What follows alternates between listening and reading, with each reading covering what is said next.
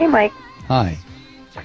Well, I'm confused. I want to talk about Israel, and so can you even imagine any other country in the world allowing 530 rockets to fall before it took a step to defend itself?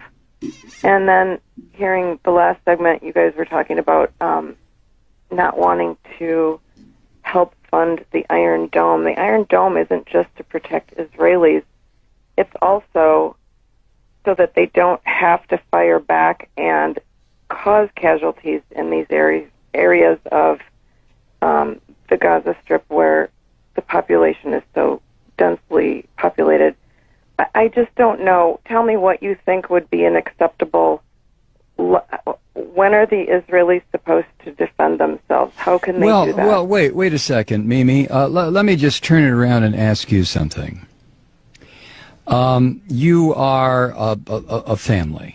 You have lived in St. Paul, Minnesota, for your family and your antecedents for probably, let's say, 100 years. And all of a sudden, I show up on your doorstep, literally on your doorstep.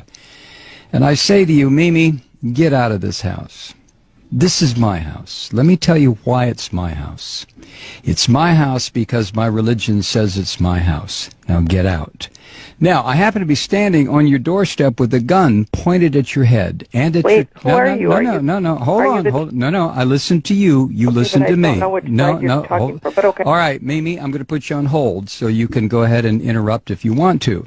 But I'm standing on your front porch, and I order you and your family out of your house. And I tell you that it's my house, not your house. And the reason it's my house and my block and my neighborhood is because my religious belief says it's mine. And you sit there and you say, well, no. What are you talking about? We've been here 100 years. I'm sorry. Get out, Mimi. So you leave. And the reason you leave is because you know if you don't, I'm going to blow up your house and probably blow up your family. So you leave. And you move down the street.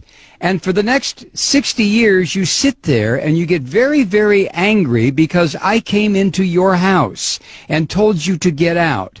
So what you do, Mimi, you decide, well, I know what I'll do. I'm going to start throwing rocks at what used to be my house, and it'll break the windows. That'll make that damn Mallow move. So you start throwing rocks. And then I come outside and I say, Mimi, were you throwing rocks? And you look at me rather sheepishly, and that's when I level an RPG at you and your family and your house, and I pull the trigger, and all of a sudden, whoosh, you're all gone.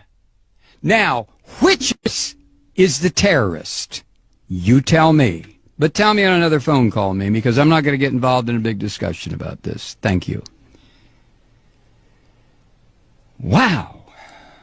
When does Israel have a right to defend itself? Well, when do I have a right to defend myself? I came in and took Mimi's house. So if Mimi attacks me, who's going to say, well, Mallow, you have a right to defend yourself because Mimi's attacking you? And somebody else will say, yeah, but you took Mimi's house. Yeah, but, you know, possession is 9/10 of the law. Nah, possession is 99.9% of the law. And besides, God gave me this land. What the hell is Mimi doing on it?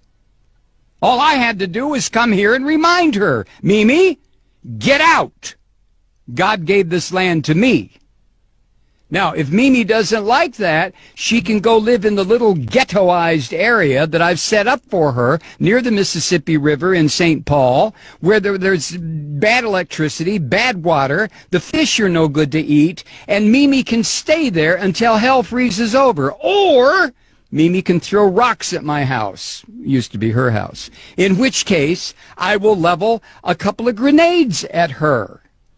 So the question, Mimi, is not, when do I have a right to defend myself? I stole your house.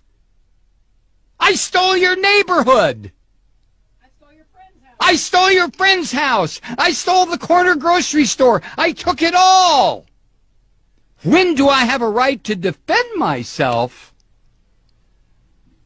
You have to be kidding. You have to be kidding. Let me recommend a book for you, Mimi. It was written by Rabbi Meir Kahana. The title is They Must Go. Read it and call me back.